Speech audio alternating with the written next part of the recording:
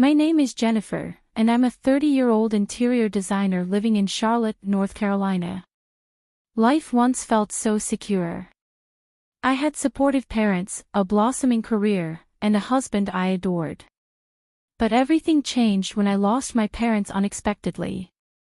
They left me a remarkable legacy, a breathtaking mansion worth $50 million, filled with memories and their dreams for my future. My husband, Harper, and I moved into this mansion soon after their passing. Each room was a reminder of my family's love and dedication. I was determined to honor their legacy by making this house our sanctuary, a place to build our dreams and eventually start a family. Harper, a 37-year-old project manager, initially seemed supportive, sharing my excitement as we settled in. But his attitude shifted when his mother, Charlotte, learned about the inheritance. What began as warm congratulations quickly turned into something more self-serving. Charlotte started hinting at family support and the idea of sharing in each other's fortune. One afternoon, as I was finalizing a new interior design project, Charlotte showed up unannounced. Her demeanor was assertive. She didn't waste time, proposing a plan that took me aback. Charlotte wanted $12 million to buy herself a luxurious home, suggesting it was only fair she too should experience the lifestyle I was lucky enough to inherit. Her reasoning: as family, she claimed, she deserved a share of the fortune I'd inherited. Jennifer, she said with a tight smile, think of it as an investment in our family's future. After all, if you're able to live in luxury, why shouldn't we all? I was stunned. Keeping calm, I explained that I couldn't, in good conscience, give away such a large amount from my inheritance. This house was part of my family's legacy, and I had specific plans to preserve it. Her face darkened. So, you don't care about supporting your family? She retorted. She turned to Harper, attempting to involve him in the conversation. Doesn't it seem fair, Harper, that Jennifer would want to share some of what she's been given? Harper looked uncomfortable, visibly caught between his mother and me. He'd always been close to her, and I could see she was trying to pull him to her side. Jennifer, Harper said hesitantly, glancing between us, maybe we should at least talk about it. I felt my heart sink. The man who had once been my rock now seemed to be wavering. The weight of their expectations felt like a heavy burden. Please, Harper, I said, holding my ground. This house is more than just wealth. It's my parents' legacy. They worked hard to build this. It's not simply about money, it's about honoring their memory. I can't just give up such a large portion on a whim. Charlotte's eyes narrowed, her tone growing colder. A whim, Jennifer.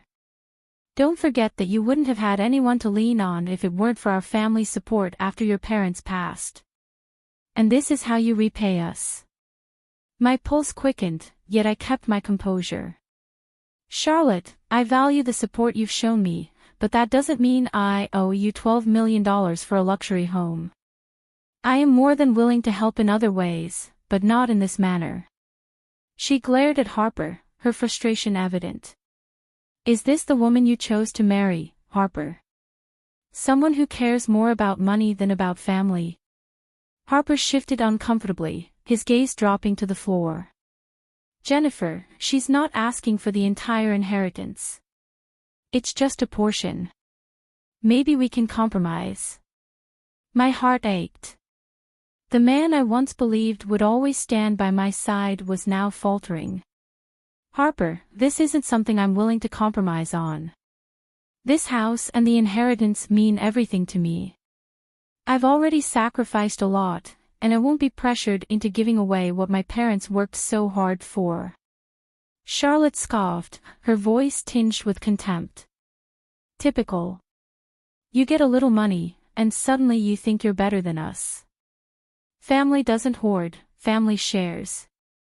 With that, she stormed out, leaving a tense silence behind. I looked to Harper, hoping he'd see my perspective, but his silence only deepened my frustration. Over the following days, Charlotte's attitude grew colder, her visits marked by icy remarks about selfishness and family obligations. Harper, rather than standing up for me, grew distant, caught between his mother's demands and my resolve. One evening, Charlotte arrived with Harper's sister, Amanda. It felt like an ambush, and I braced myself as they sat in the living room, their expressions hardened. Charlotte wasted no time. "Jennifer," she began sharply, "it's clear you don't understand family obligations. We're family, and we should all benefit from your good fortune. $12 million is a fair request, but you continue to refuse. It's incredibly selfish." Amanda joined in, her voice dripping with disdain. "It's not right for you to keep everything while we struggle. Don't you see how that makes you look?" I looked over to Harper, hoping he'd step in, but he sat silently, avoiding eye contact. Taking a deep breath, I replied, "This inheritance was meant to secure my future, not to fulfill demands that have nothing to do with actual needs. I won't apologize for protecting what my parents left for me." Charlotte's face flushed with anger. She stood abruptly, eyes blazing. "You think you're better than us because of this money, don't you? You wouldn't have anything if it weren't for this family support." I tried to keep my cool, but her words struck a nerve. "I've helped where I can, but that doesn't mean I'll hand over millions because you demand it." At that, Charlotte's patience snapped. In a swift, furious motion, she reached out and slapped me hard across the face. I staggered back, shocked, feeling the sting on my cheek.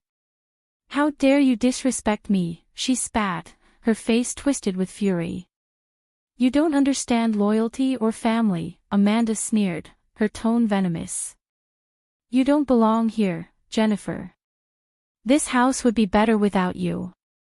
Steadying myself, I held back the rush of emotions. "Get out of my house," I said firmly, my voice low but unyielding. "You've crossed every boundary, and I won't tolerate this any longer." Harper stood by, frozen in shock, torn between loyalty to his mother and his commitment to me. But instead of defending me, he looked away, refusing to meet my gaze. As Charlotte and Amanda left without a hint of remorse, I felt a surge of strength. Straightening myself, I touched my cheek, the sting reminding me of how far they had pushed me. "Harper," I said, my voice trembling with a mix of hurt and determination. "Are you really going to let this happen? Your family just attacked me in our home, and you're standing here saying nothing." Harper looked torn, his voice barely a whisper. "Jennifer, maybe if you just listened, this wouldn't have happened." His words hurt deeper than the slap. "So you think I deserve this?" I asked, my voice filled with disbelief. "You're willing to let them treat me like this and then blame me for it?" Charlotte's words echoed in the air as she walked out, her voice sharp. "This isn't over, Jennifer. Either you give us what we're due, or you'll regret it." I felt my patience snap. "I've had enough. You can't bully me into handing over what's mine, and if you won't leave willingly, I'll ensure you're forced out." I took a deep breath, pulling out my phone and dialing my lawyer. Charlotte's face twisted in fury as she tried to snatch my phone, but I stepped back, keeping it out of her reach. "You're making a mistake," she hissed. "You're turning against family." "You'll regret this, Jennifer," Amanda added. "No one goes against us and wins." Holding up my hand, I stopped them. "I've heard enough. Leave my house now. If you come here again without my permission, I'll involve the authorities." Charlotte scoffed, her expression defiant. "We'll see about that." With a final glare, Charlotte and Amanda stormed out, leaving an oppressive silence in their wake. Harper lingered for a moment, casting one last conflicted look in my direction before following them out, leaving me standing alone in my home. As soon as they left, the weight of what had happened hit me. I had been attacked in my own home, and Harper, the man who had once promised to stand by me, had chosen his family over me. The betrayal felt like a physical blow, but I knew I couldn't allow them to intimidate me into giving up my inheritance. I picked up my phone and called Mr. Thomas, my lawyer, explaining the entire situation. He listened patiently, his voice calm and reassuring. "Jennifer," he said, "it sounds like your in-laws are attempting to exploit your inheritance. We can take immediate legal steps to secure your property and prevent any further harassment. My advice is to file for a restraining order against them. This will ensure they cannot approach you or the mansion without serious consequences." Relief washed over me. "Thank you, Mr. Thomas. I'll gather any documents you need right away. I just want to ensure they can't pull any more stunts like this." "Good plan," he replied. "Also, document everything that happened today, including the physical attack and any witnesses if possible. This will help us build a strong case." Determined, I spent the next few hours gathering all relevant paperwork, property deeds, my parents' will, and any documents proving my sole ownership of the mansion. I carefully documented every detail of the confrontation, including Charlotte's physical assault and Harper's refusal to intervene. The following day, I met with Mr. Thomas at his office. I handed over the paperwork, and he quickly filed for a restraining order against Charlotte, Amanda, and anyone else who attempted to violate my rights to the property. Within days, the restraining order was in place, and for the first time in a while, I felt a sense of peace. However, Harper's behavior only became more distant. He avoided eye contact, spent most of his time at his mother's, and showed no signs of remorse for his family's actions. One evening, Harper returned home, looking somber. He sat across from me, fidgeting uncomfortably. "Jennifer, this whole situation has gotten out of hand," he began. "My family feels betrayed. Can't we find a way to resolve this without dragging it through the courts?" I looked at him, my patience thinning. "Harper, your family has crossed every boundary imaginable. Charlotte physically attacked me, and you stood by saying nothing. This isn't just a disagreement, it's about protecting what's rightfully mine." He sighed, looking away. "I just don't want to lose my family." I could feel the pain in my voice as I replied, "And what about me, Harper? I was supposed to be your family too. You're asking me to give up my parents' legacy as if it means nothing. Is that what family loyalty looks like to you?" He didn't respond, and after a tense silence, he stood up and walked away, leaving me with a heavy heart yet more resolute than ever. Days passed, and I focused on reinforcing my boundaries. I was determined to protect my inheritance and my parents' legacy, even if it meant standing alone. Harper grew more withdrawn, choosing to spend most of his time with Charlotte and Amanda. Just when I thought things had finally quieted down, Charlotte made an even bolder move. One afternoon, she arrived at the mansion with Amanda and Harper's brother, Jeremy. To my shock, they had brought movers and were prepared to take possession of the house as if they had every right to it. Watching them from the window, fury and disbelief surged through me. How could they blatantly ignore the restraining order and assume they were above the law? Without hesitation, I picked up my phone and dialed 911. "Hello, this is Jennifer Blake," I said calmly. "My in-laws are trespassing on my property despite a court-ordered restraining order. They've even brought movers to forcefully enter my home. I need the police here immediately." The dispatcher assured me that officers were on their way. Steeling myself, I went outside to confront them, unwilling to let them bully me further. Charlotte spotted me, her face twisted in disdain. "Jennifer, stop this nonsense. This is a family matter, and the police have no place here. If you had an ounce of decency, you'd share what you have." I held my ground, my voice steady. "This is my home, and you have no right to take it from me." Amanda stepped forward, her tone mocking.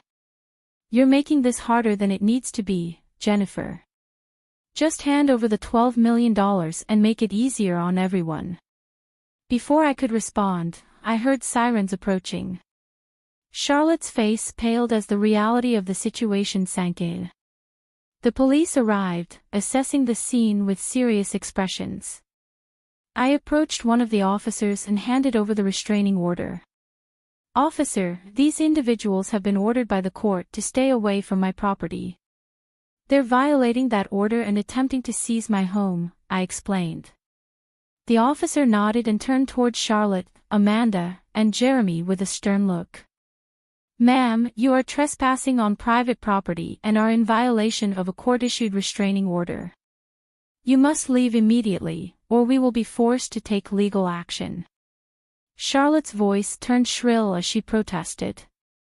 "This is family business. You have no right to interfere." The officer remained resolute. "If you refuse to comply, you will be arrested." Reluctantly, Charlotte stepped back, her eyes seething with fury as she glared at me. "This isn't over, Jennifer. You'll regret turning your back on this family." I met her gaze with newfound strength. "You're no longer welcome here, Charlotte. This is my home, and I won't let anyone take it from me."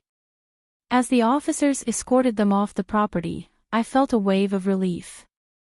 I had taken a stand, defending what was mine against those who sought to manipulate and control me. After that day, I felt something shift inside me. The confrontation had been exhausting, but it also marked the end of an era. I realized I could no longer share my life with someone who allowed his family to trample over my dignity and boundaries. The betrayal ran too deep, and I knew it was time to make a clean break for the sake of my peace and future. Later that evening, Harper returned, looking tired and conflicted. I could tell he'd heard about what happened from his mother. His face held a mixture of anger and sorrow as he approached me. "Jennifer," he began softly, "we can't keep doing this. This isn't the life I envisioned for us. My family is hurt and feels abandoned. Isn't there a way we can avoid all this legal conflict?" I looked at him, feeling a mix of sadness and clarity. "Harper, I gave your family every opportunity to respect my boundaries. I tried to find common ground, but they refused to listen. Your mother physically attacked me, and you just stood there. This isn't just a family disagreement, it's a matter of safety, respect, and protecting what's rightfully mine." Harper sighed, unable to meet my gaze. "I just don't want to lose my family," he muttered. "And what about me, Harper?" I replied, my voice trembling with emotion.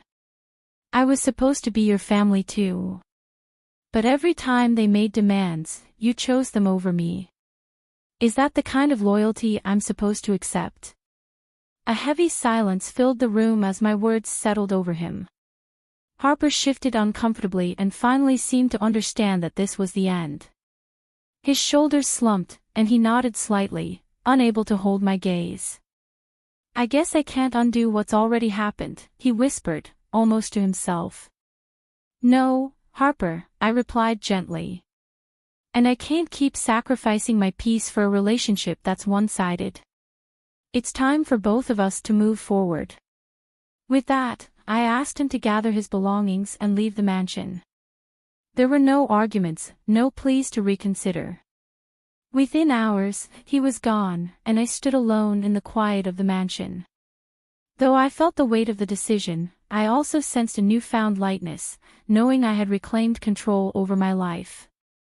In the following weeks, I channeled my energy into rebuilding. I hired contractors to restore and redesign parts of the mansion, transforming it into a reflection of my resilience and independence. Each room became a tribute to my journey, each piece of art or furniture a symbol of my strength and new beginnings. The mansion, once a solemn reminder of my parents' legacy, was now a sanctuary, a place of empowerment and freedom. I reconnected with friends, poured myself into my work, and even began volunteering in local art programs to give back to the community. With every step forward, I felt the weight of the past lift, replaced by a sense of quiet confidence and joy I hadn't known in years. One evening, as I watched the sunset from the mansion's grand balcony, I felt a sense of peace I hadn't experienced in a long time. The journey had been painful, but I had emerged stronger, more self-assured, and ready to embrace the life I had fought so hard to protect. This mansion was no longer just a house, it was a testament to my courage and a reminder of the strength I possessed to stand on my own. For the first time in years, I was ready to move forward, knowing that my life was now entirely my own and that I had the power to shape my destiny, free from the shadows of the past. If you enjoyed Jennifer's story of strength and resilience, don't forget to like, leave a comment with your thoughts, and subscribe for more powerful stories. Stay tuned for the next tale of unexpected twists and unforgettable moments.